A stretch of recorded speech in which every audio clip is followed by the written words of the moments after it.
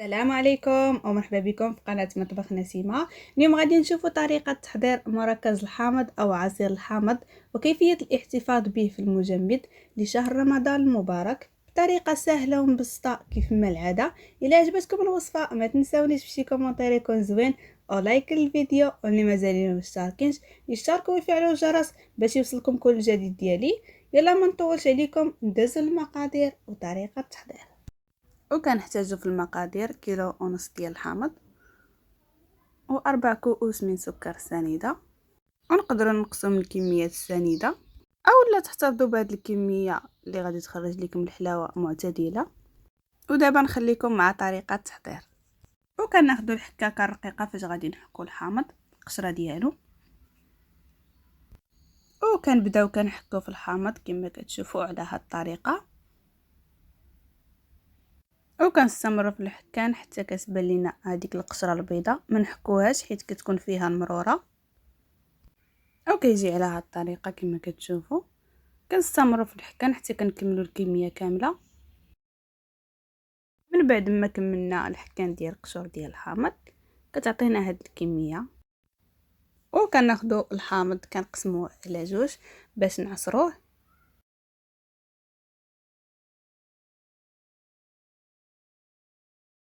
ناخذوا واحد العصاره كنبداو كنعصروا في الليمون كما كتشوفوا على هذه الطريقه حتى كنكملوا الكميه كامله.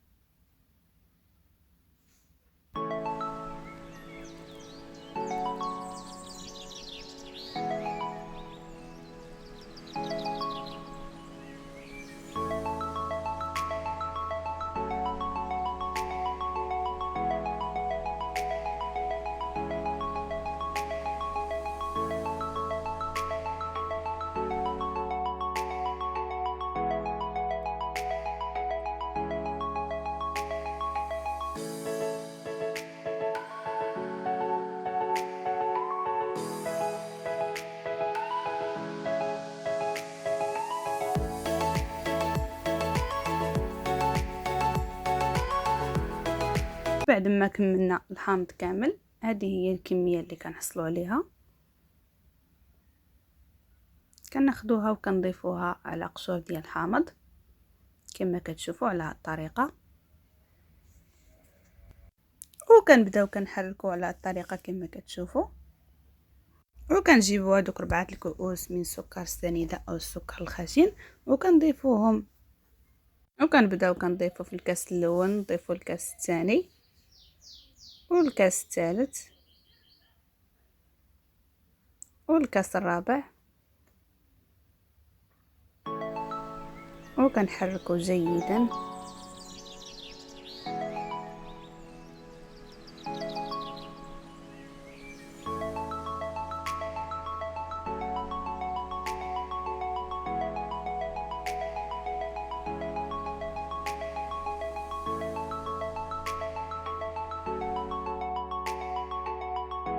تما سالينا التحرك ديال السنيده كنغطيوه وكنخليوه ليله كامله، وكل جوج ديال السوايع كدوزو كتحركوه. ملي كتحركوه كتلقاو السنيده من التحت باقي ما دابتش. بعد ما خليناه ليله كامله غادي نحلو معكم نشوفوا كيفاش كيجي. السنيده كتكون دابت مزيان كما كتشوفوا، راه من التحت ما بقاش السنيده. وكنجيبوا واحد الصفايه كنصفيو فيها هذا الخليط. من بعد ما خليناه ليله كامله تجانست لينا السنيده مع قشوره الحامض والعصير اللي عصرنا ديال الحامض كما كتشوفوا. كنبقاو كنصفيو على هذه الطريقه.